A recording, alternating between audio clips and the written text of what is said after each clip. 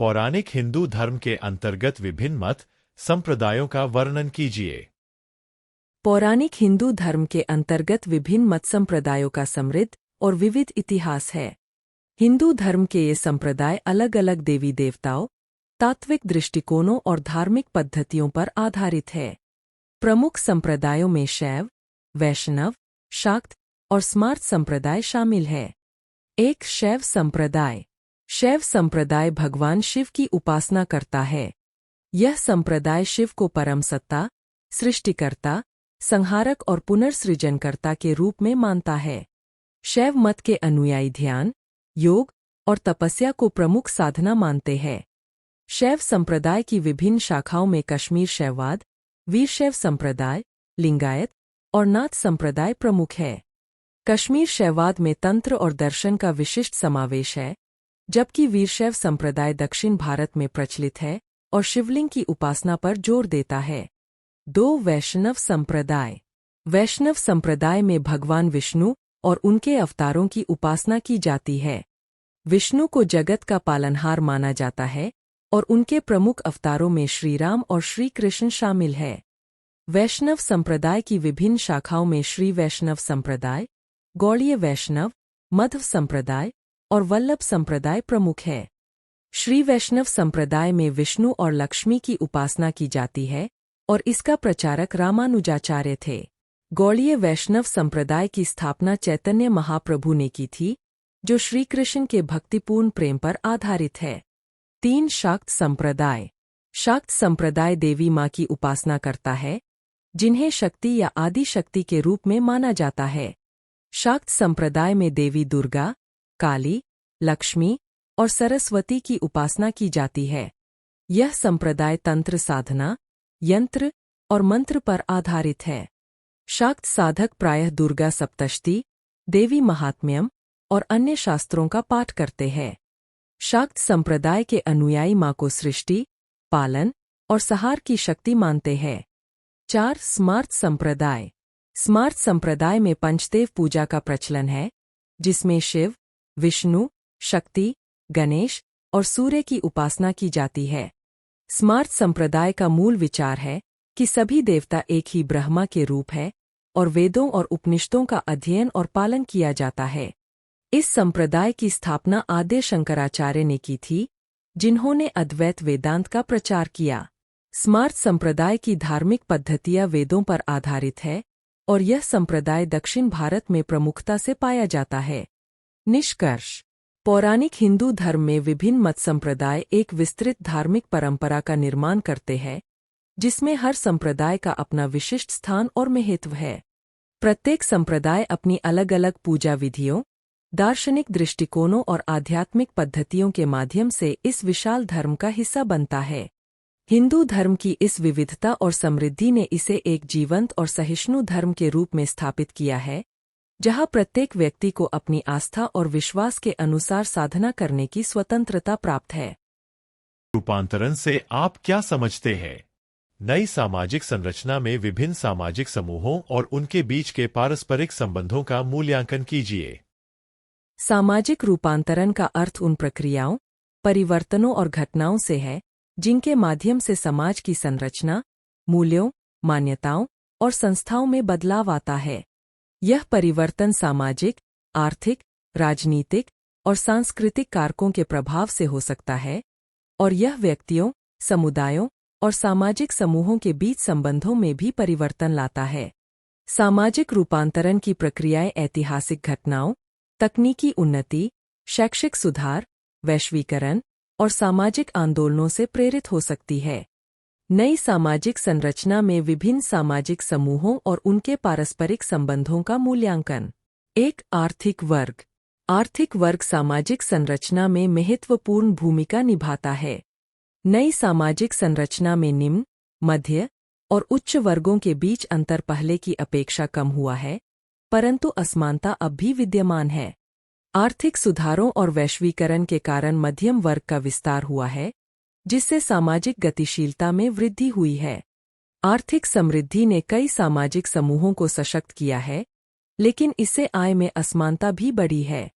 आर्थिक वर्ग के आधार पर लोगों के बीच संबंध प्रतिस्पर्धी हो गए हैं, लेकिन साथ ही सहयोग और नेटवर्किंग की प्रवृत्ति भी देखी गई है।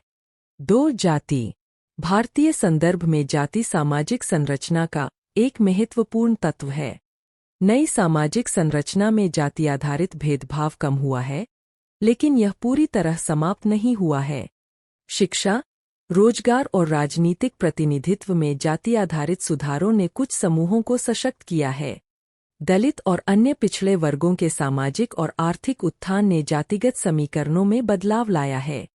हालांकि जाति के आधार पर विवाह और सामाजिक मेलजोल में अब भी कुछ हद तक पारंपरिक प्रवृत्तियां बनी हुई है।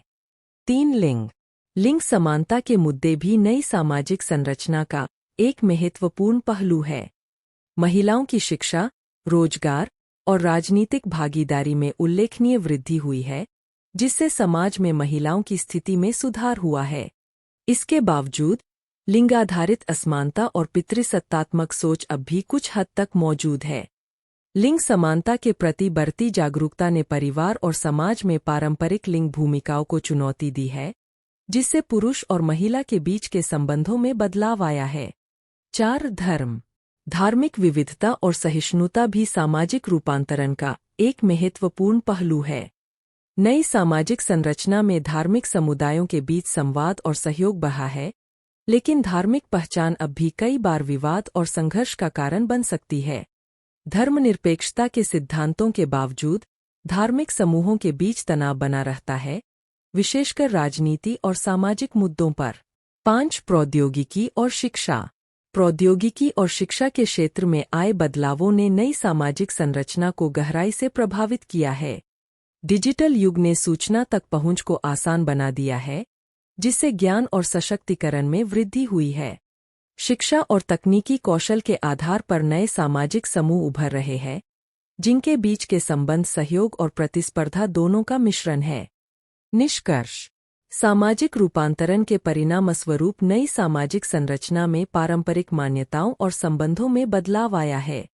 सामाजिक समूहों के बीच के संबंध अधिक जटिल, प्रतिस्पर्धी और विविध हो गए हैं। हालांकि कुछ पुराने पूर्वाग्रह और असमानताएं अब भी बनी हुई है, समाज एक अधिक समावेशी, गतिशील और समानता आधारित दिशा में आगे बढ़ रहा है।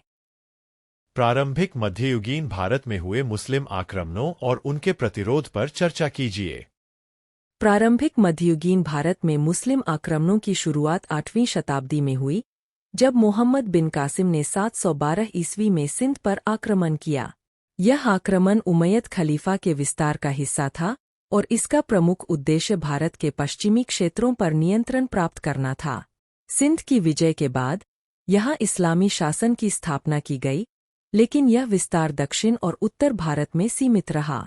11वीं और 12वीं शताब्दियों में महमूद गजनी के नेतृत्व में उत्तरी भारत पर कई आक्रमण हुए।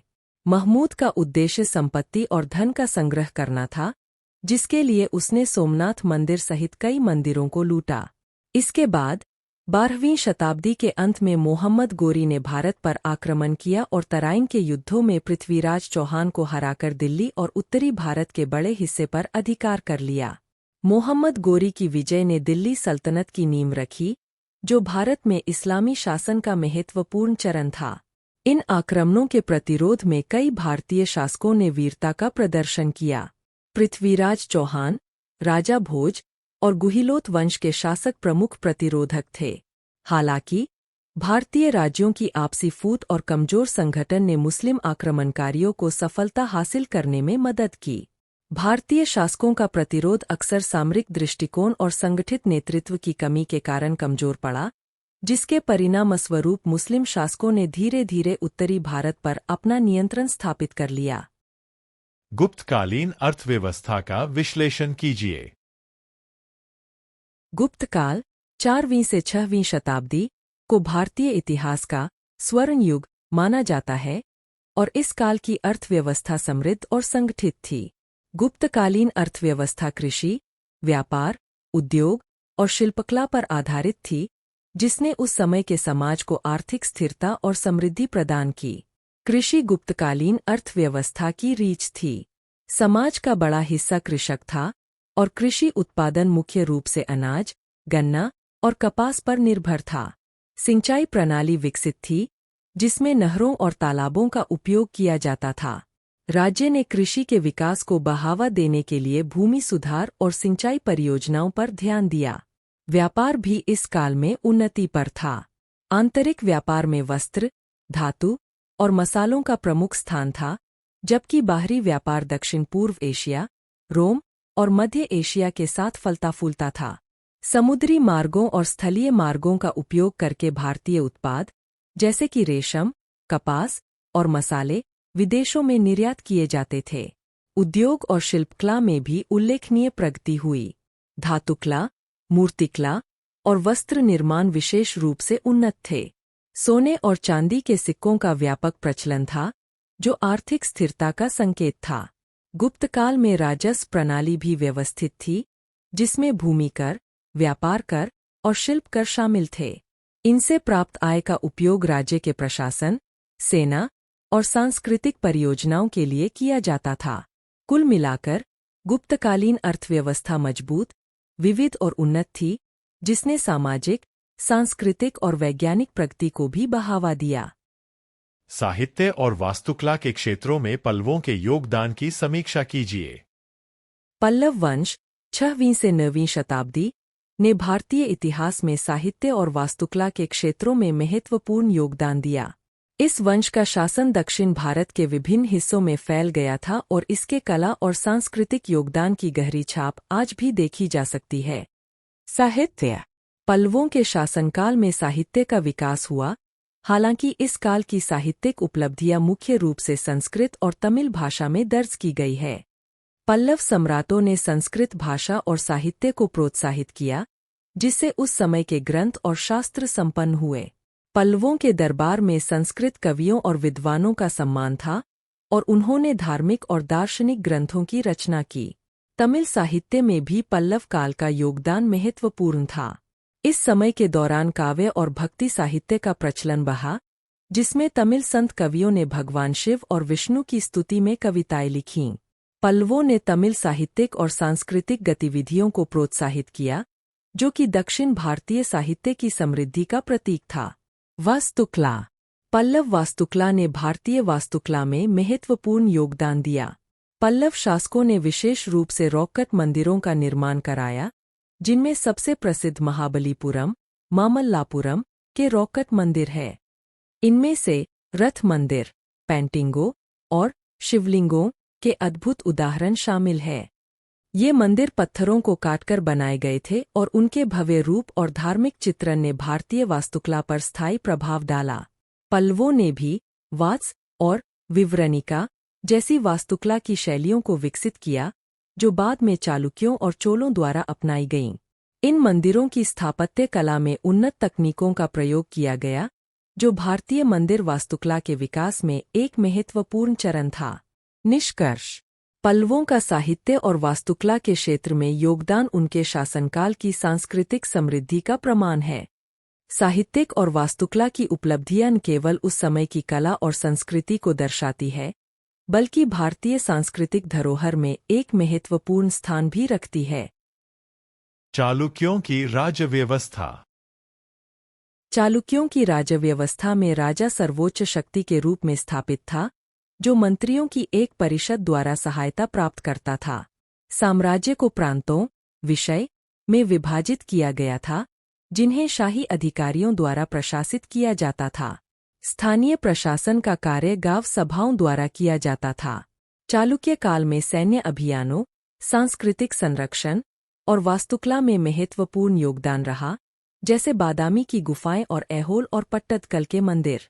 इनकी राज्यव्यवस्था ने दक्षिण भारतीय प्रशासनिक ढांचे की नींव रखी। दक्षिण भारत में भक्ति आंदोलन। दक्षिण भारत में भक्ति आंदोलन 7वीं से 9वीं शताब्दी के बीच उभरा, जिसे मुख्य रूप से नयनारों, शिव भक्त और आलवारों, विष्णु भक्त के भक्ति गीतों के माध्यम से जाना जाता है। इस आंदोलन ने व्यक्तिगत भक्ति को महत्व दिया, जिसमें जाति भेदभाव और कर्मकांडों से मुक्त रहकर ईश्वर की आराधना पर बल दिया गया। भक्ति कवियों ने तमिल भाषा में अपनी रचनाएं प्रस्तुत कीं, जिससे धार्मिक विचार आम लोगों तक पहुँचे। इस आंदोलन ने सामाजिक एकता को बढ़ावा दिया और मंदिर निर्माण, कला और संगीत पर गहरा प्रभाव डाला, जो दक्षिण भारतीय सांस्कृतिक पहचान को आकार देने में महत्वपूर्ण रहा। राजपूतों की राजनीतिक और सैन्य प्रणाली। राजपूतों की राजनीतिक प्रणाली सामंती ढांचे पर आधारित थी, जिसमें महाराजा शीर्ष पर होते थे और स्थानीय सरदार, राजा, छोटे क्षेत्रों का शासन करते थे। वफादारी और वीरता को उच्च महत्व दिया जाता था। उनकी सैन्य प्रणाली में योद्धा संस्कृति पर जोर था, जिसमें घुड़सवार सेना और किलेबंदी प्रमुख थे। राजपूत सेनाएं बहादुरी के लिए जानी जाती थीं और अक्सर गुरिल्ला युद्ध का सहारा लेती थीं। उनकी सैन्य संस्कृति में सम्मान का विशेष स्थान था और किले उनके प्रतिरोध के प्रतीक के रूप में महत्वपूर्ण भूमिका निभाते थे। महिलाओं के संपत्ति अधिकार। महिलाओं के संपत्ति अधिकार देश और कानूनी प्रणालियों के अनुसार भिन्न होते हैं। कई देशों में महिलाओं को संपत्ति का स्वामित्व, विरासत और प्रबंधन के समान अधिकार प्राप्त है। ऐतिहासिक रूप से महिलाओं के संपत्ति अधिकार सीमित थे, लेकिन सुधारों ने स्थिति में सुधार किया है। उदाहरण के लिए, भारत में हिंदू उत्तराधिकार अधिनियम 1956 और अन्य संशोधनों ने महिलाओं को समान विरासत अधिकार दिए हैं। पश्चिमी देशों में भी महिलाओं के संपत्ति अधिकार कानूनी रूप से संरक्षित है। हालांकि, कुछ क्षेत्रों में पारंपरिक या भेदभावपूर्ण प्रथाओं के कारण इन अधिकारों के कार्यान्वयन में चुनौतियां बनी रहती है। भाषा का विकास। भाषा का विकास समय के साथ साथ होता है और इसमें निम्नलिखित पहलू शामिल है। एक, शब्दावली का विस्तार। नई तकनीकी, सांस्कृतिक या सामाजिक परिवर्तनों के कारण नई शब्दावली का निर्माण और अन्वेषण। 2, विवेकशीलता, व्याकरण और वाक्य विन्यास में बदलाव, जो संवाद की जरूरतों के अनुसार अनुकूलित होते हैं। 3, उपभाषाएं और रूप, विभिन्न क्षेत्रीय और सामाजिक समूहों द्वारा विभिन्न उपभाषाओं और रूपों का निर्माण। 4, उधार और प्रभाव, अन्य भाषाओं से शब्द और संरचनाएं उधार लेना, जो शब्दावली और व्याकरण को समृद्ध करता है। 5, साहित्य और मीडिया का योगदान, साहित्य, मीडिया और प्रौद्योगिकी द्वारा नए शब्द और अभिव्यक्तियां लोकप्रिय होती है। भाषा का विकास समाज की सांस्कृतिक, सामाजिक और तकनीकी परिवर्तनों को दर्शाता है।